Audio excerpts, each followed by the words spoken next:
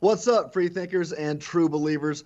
Welcome to the Freethinking Film Club, hosted by Freethinking Ministries. I'm Dr. Tim Stratton, and with me today is my co-host, Graden Sykes. We're going to be looking at the Falcon and the Winter Soldier and kind of comparing it and contrasting it to good theology, apologetics, and worldview. So make sure you hang with us, and let's see what happens. So, Graden, how are you doing today? Oh man, I'm doing so good. Really glad that show wrapped up and that it was. I don't want to get too far into it, but that it was a positive experience for both of us. That's right. As huge Marvel fans, the two of us, it was. Man, I can't speak for you, but it was really satisfying for me to watch. So, looking Well, forward to get into it. yeah, I got to tell you, I love Marvel. I've loved Marvel since I was a little kid, and I love Captain America. I've got to say, of all the superheroes out there, Captain America has, uh, he's my favorite. If push comes to shove, and I got to say, here's my favorite, I'm going with Cap. So I was a little worried about what they were going to do with the legacy of Captain America. I was worried about what they were going to do with the shield, right? Well, I got to tell you, I was so pleased with how it turned out. So let's get into it. Yeah, absolutely. So tell me a little bit about what you liked specifically about the show. We can start with sort of the overall plot of how the events unfolded here. First of all, as a former mixed martial artist, uh, I love the fact that they started out the whole thing with my favorite MMA fighter of all time, George St. Pierre. He was the bad guy. He was back again because he was uh, in Captain America 2, the Winter Soldier, right? He was Mm-hmm. the Captain America. Steve Rogers fought him at the beginning, and now he's back. And he came back at the end of the series to play a pivotal role too. So I loved that, and I thought Disney did a great job with this one, and Marvel. Uh, so yeah, I loved how it started out. Great action sequence, great effects, and it hit the ground running, if you could say that, because it was actually in the air. Hit So the a air dog might flying? have, Is that what you yeah, would that's say? right, that's right. What's that? You hit the air flying? Yeah, there you go, there you go. That's great. Yeah. Yeah, I loved that opening sequence as well. It was a super action packed and it was really well filmed. What's really amazing me about these Disney Plus shows is how high quality the visuals are. Like Yeah, they look like movies, and I've never right. seen like VFX on par with these shows on other TV, and it's so cool to see the care and attention to detail that they're giving to these shows. And um, yeah, started out really strong. Although I have to say, when that first episode ended, and you get the reveal of John Walker as Captain America, I was like, Yeah. this guy's got to get out of here. I already hate him, and he hasn't said Right. anything. Yeah, Um, that was funny because there was a severe negative reaction. I have a really good friend, one of our colleagues, who was he did not like it at all. And I'm like, dude, you're not supposed to like it. You're not supposed to like him. Nobody's supposed to like him. mhm.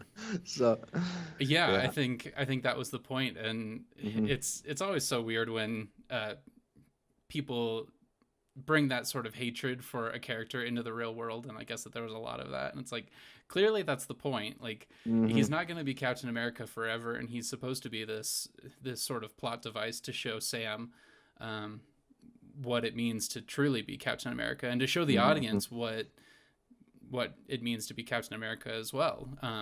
Yeah. And one of the things that I just loved right out the gate was that every time that he introduced himself, John Walker introduced himself, he would start with, "I'm Captain America, John Walker, Captain America," and it's like, Right. that is totally not something that Steve would do.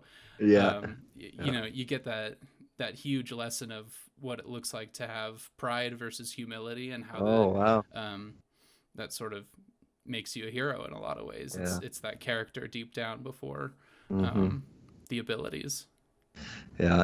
And John Walker was a good person, right? But he wasn't. I mean, his story arc, his character arc, took some. It was kind of a roller coaster ride, and I liked how it ended with him in the show. We'll see what happens in the future, but he was, for all intents and purposes, he was a good person, and he just wasn't Captain America. Hmm. Yeah, and it was a complicated legacy. It was that Right. legacy that kind of made him break bad in some ways, and it was the pressure of living up to what came before that really broke him, I think. And um, yeah, I like that because they do try to make him a little bit sympathetic at first, and they say, you know, he's this great war hero. He's got family and people that he cares about. And in the second episode, it was hard not to like him in some ways. You know, I said Yeah. that I hated him without him even saying anything, but right out the bat, I was like, I know that this isn't going to last forever, and he's not going to be the new Captain America, but like there's some likable things about him while also being kind of unlikable at the same time. He Yeah. was a complex character, and I really liked That's that. right.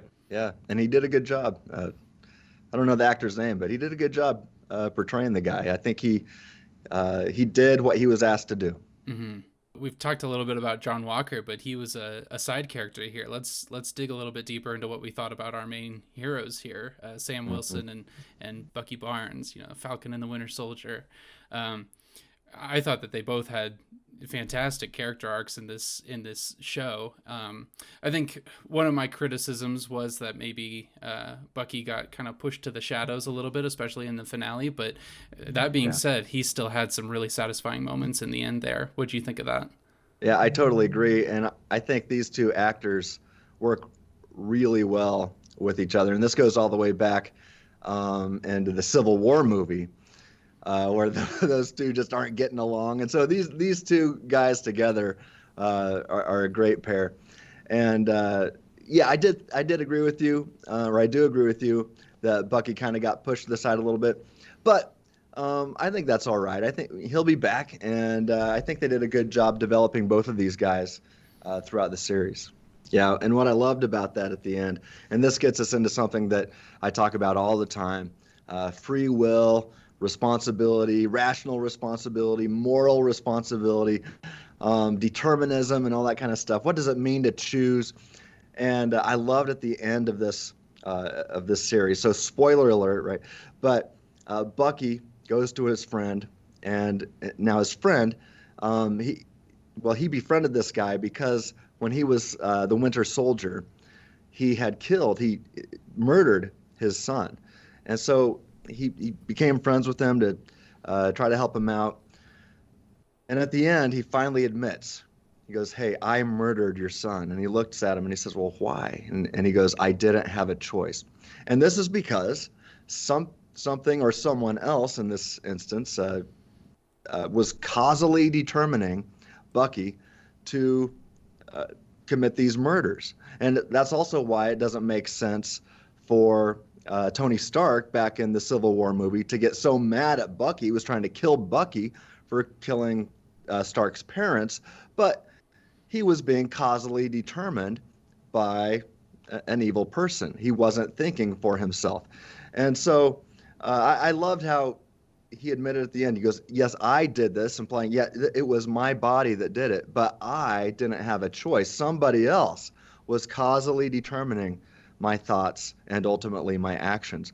And so it's implied that this guy does not hold Bucky morally responsible, and neither should we. Hmm. Yeah, it's interesting that there's that implication that he won't be held responsible, but he still sort of holds himself responsible. Yeah, It's an yeah, he needs interesting to get thing that over that. He yeah, needs to get over that. yeah, and I mean it's definitely applicable to that idea of determinism in the real world. Like Hmm. if that's the case, then none of us are really responsible for anything that we do, and we shouldn't feel bad about anything that we do either. So That's um, right. Yeah, yeah.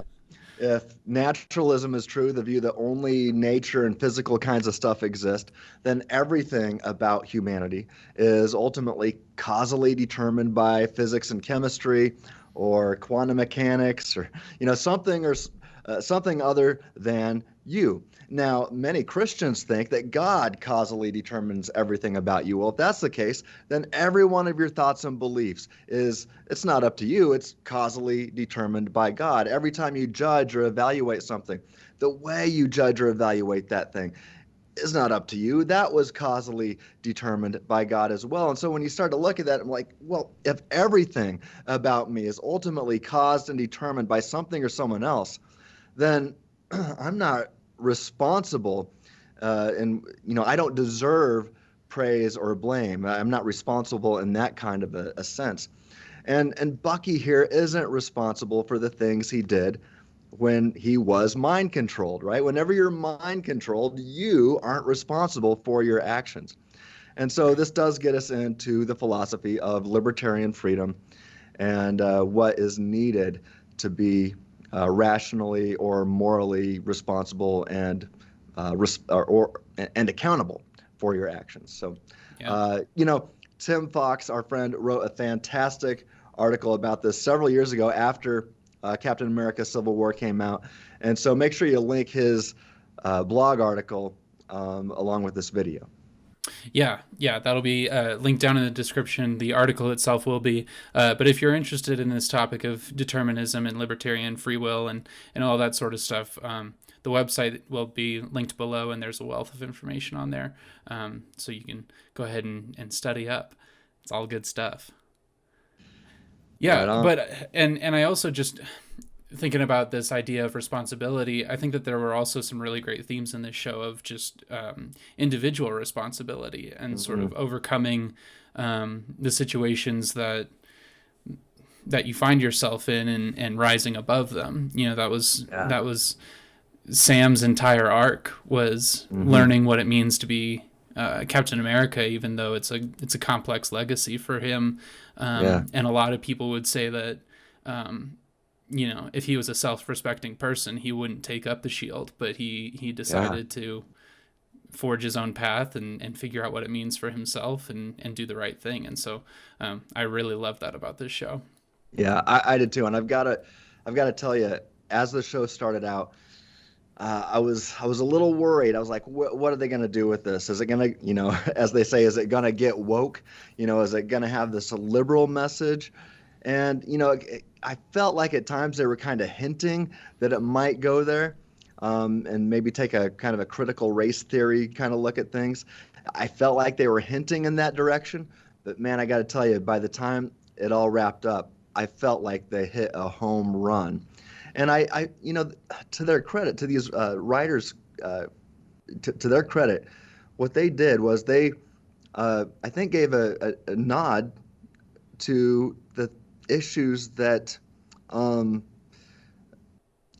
that are important to maybe both sides of the political aisle, and they tried to bring unity, which is something we need right now. Mm-hmm. Um, but I've got to tell you, I posted this on Facebook right after I watched the final episode. And, Sam Wilson, formerly known as the Falcon, now Captain America, the new Captain America, he refers to himself in the show as a black man carrying the stars and stripes. And I love that because so much of what we hear today is that we should hate the stars and stripes. We should dismantle the system that developed Captain America in the first place. And Sam seems to be saying, no, the system is founded on correct ideas. We haven't always lived according to these correct ideas, and we need to do better. And he even calls out an American politician. He doesn't call him out as an evil person who's making all, just that needs to be destroyed. He says, no, you need to do better. You can do better. And yes, that is so true. That's a message that we all need to hear. Mm-hmm. But this is what I put on Facebook. I said, a black man carrying the stars and stripes who fights Antifa but cares for them as human beings. He doesn't tear down statues, but erects new ones. And then I said, that's a man I would follow into battle. And then Sam says this, and I quoted him. He says, I'm trying something different. Maybe you should do the same. Mm-hmm. And I said, good job, Marvel. This is a vital message for America today. So Sam Wilson for president 2024. He's got my vote. Yeah, absolutely. If only.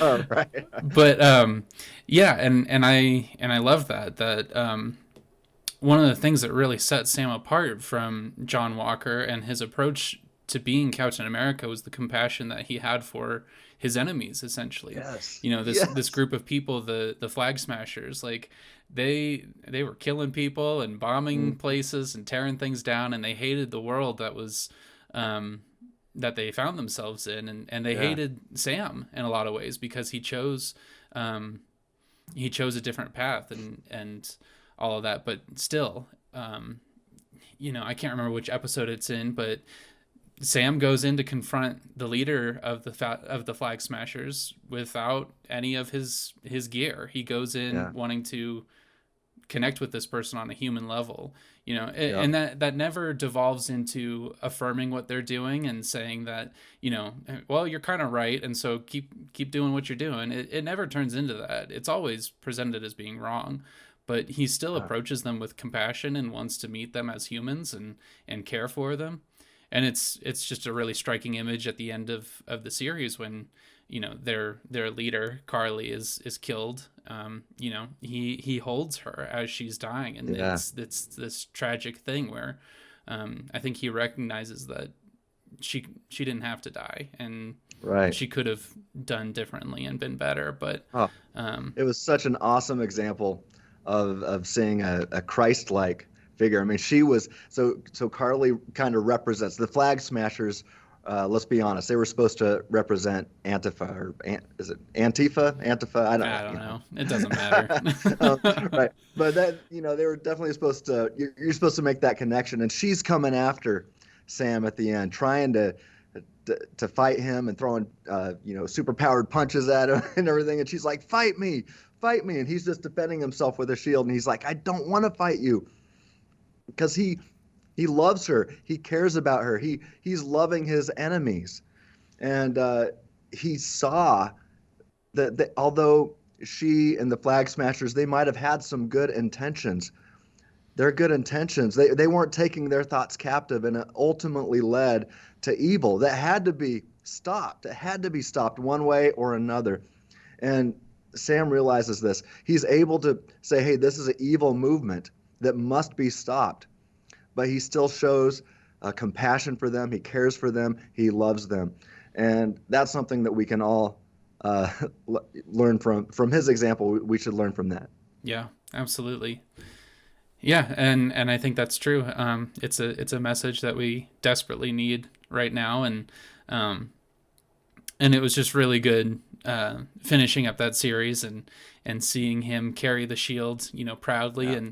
and call himself Captain America and have everyone else Right. call him Captain America. It was like I have no problem with that anymore, and That's right. so they announced shortly after the season finale that they're going to start working on Captain America 4, Yeah. a feature movie with him as Captain America, and it's like that's well deserved. It's not weird at all. It's not. Yeah. And here's what I love about it is, he even makes reference to, I'm Captain America without blonde hair and blue eyes. And, and for me, when I had hair, it was blonde hair. And so I'm the blonde haired, blue eyed guy that can relate to Steve Rogers and can call myself Captain, I could be Captain America. But to my African American friends, they can relate to Sam, and they can be Captain America. We are Captain America, and what is that? It's an ideal. It's the Declaration of Independence, Yeah. right? That recognizes ultimate reality, that we are each as humans created in the image of our Creator, and that's what gives us certain unalienable rights that ought not be violated by anybody, including the government, right? That is what sets America apart from any other nation. And do we always live according to our philosophical foundations of this nation? No, we often get off track. But the great thing about America is we can correct it. We can get it back and say, look, this is the foundation that we're built on. We have to live accordingly. Mm-hmm. And so it gives us, a foundation. And then the Constitution, I mean, it literally gives us how we ought to live and how we ought to treat each other. And when we miss the mark, we can point that out and say, no, according to the philosophical foundations of America, we're not acting correctly. And so let's get back on track. And that is what I love about our nation. We can each be Captain America, and we can all relate to Captain America and proudly carry those stars and stripes. Yeah, well said. Well said. I love that. And it just reminds me of the first Captain America movie. You know, the scientist who essentially created him, like, said it's not about like the ability and the strength of Yeah. like the external strength. It's the strength of Steve Rogers' character. And so that's Right. something that we can all strive for and achieve in our lives, even if we're not, you know, big muscled out heroes. Like Yeah. it's the quality of Steve's character and of Yeah. Sam's character that make them Captain America, and that made them special. So here's a question: can Sam pick up Thor's hammer? That's a good question. Yeah. Yeah, because Shall I see. mean that's kind of the implicit message of Endgame, is that it's like it was Steve's character all along, and he Hmm. was a good enough person. And so That's I don't right. know. I'd love to see it at some point, Yeah. but we'll see. My hunch is he can lift it. Yeah. Yeah. That'd be awesome. I was so happy with the ending. I was watching it with my son, and I'm catching all that we're, the message that we're supposed to get, that there needs to be a better way to handle the problems in our nation today. And at one point, Carly, the flag smasher Antifa person, she said to Sam, "You of all people should know better than this, right? You of all people shouldn't be wearing the stars and stripes." And he said, "I'm trying something different. Maybe you should do the same." And I caught the message there, and it was developed even further throughout the rest of the show. But at that point, like, I started choking back tears, and my son, who's 19 now, he's looking at me and he's like, "Dad, are you crying?" And I'm like, "No, man, no."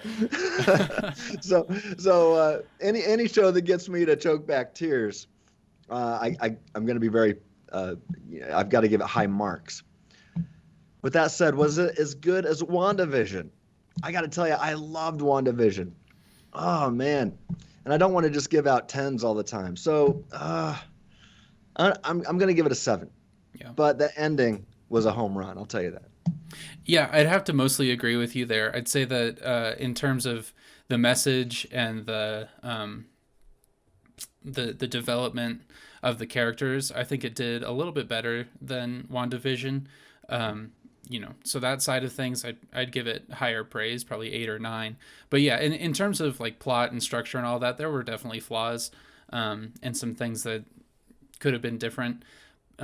So I think overall, I'd probably give it a 7 or an 8. Yeah. Definitely majority positive, and Mm-hmm. I'd absolutely tell anyone who's a fan of Marvel to check it out. Hey, if you found this video helpful, please like it, please share it, and please subscribe to our YouTube channel, Freethinking Ministries. Thanks a lot. Stay reasonable. See you next time.